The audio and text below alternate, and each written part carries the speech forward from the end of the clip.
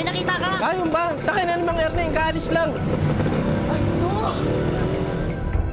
Sir, saan daw tayo sa Quezon City? Baka po tayo mapalayo, sir.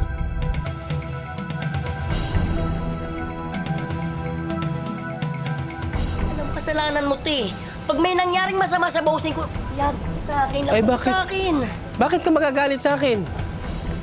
Alam mo ba, yung sakay ni Mang Erning, hold upper yun at may biniktima na ibang taxi driver kahapon at hinahanap na siya ng mga pulis.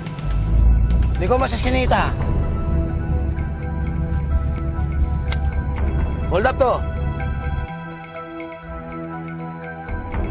Akin ang pera mo. Sir, wala pa akong kita eh. Paawa na kayo sa akin. Awa. Sir, may pinag-aaral po akong anak. Pati yung radyo. Tanggalin mo, akin na. Sir, hindi yung akin ito. Magagalit to yung may-ari eh. Aba, tigas talaga ng ulo mo, no? Akin na yung pera mo at saka yung radyo. Sir, ito. Natangay ng hold-upper ang lahat ng pera ni Mang Erning, pati na ang ka-radio ng taxi. Sa kabutihang palad naman ay hindi sinaktan ng hold-upper ang kawawang taxi driver.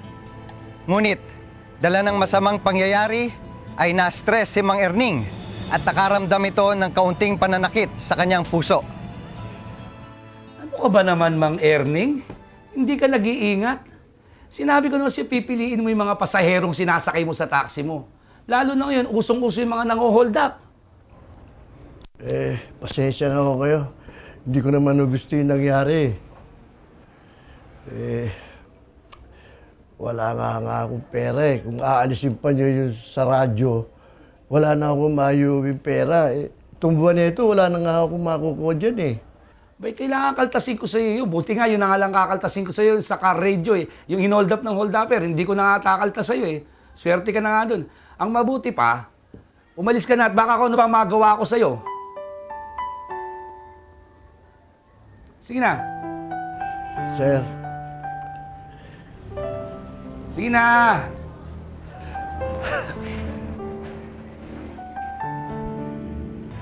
Pinayuhan ng mga doktor si Joshua na pahintuin na mula sa pagdadrive ng taxi si Mang Erning dahil kinakailangan nito ng mahabang pahinga. Ayon sa mga doktor, maaring lumala ang kondisyon ni Mang Erning kung lagi itong napapagod at nasa-stress. Ngunit, pagkaraan ng 5 araw, ay nagtrabaho na ulit si Mang Erning. Ngunit, dala ng pangangailangan ay paminsan-minsan ay nagdadrive pa rin ng taxi si Mang Erning. Pero di nagtagal ay tuluyan nang nanghina ang katawan ni Mang Erning. Huminto na ito sa pagtatrabaho dahil sa kanyang lumalalang kondisyon ng katawan.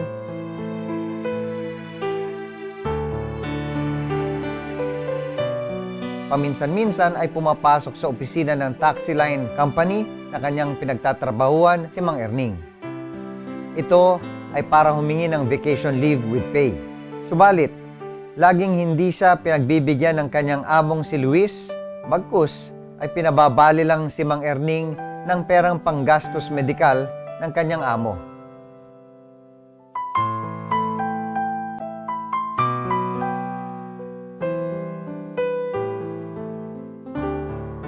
Dahil sa paghinto ni Mang Erning sa trabaho at paglala ng kondisyon, hindi na talaga kayang mag-drive pa ni Mang Erning. Kaya huminto na siya sa trabaho. Inutusan niya si Joshua na hingin kay Luis ang mga benepisyo at bayad sa lahat ng kanyang gastos dahil sa pagkakasakit.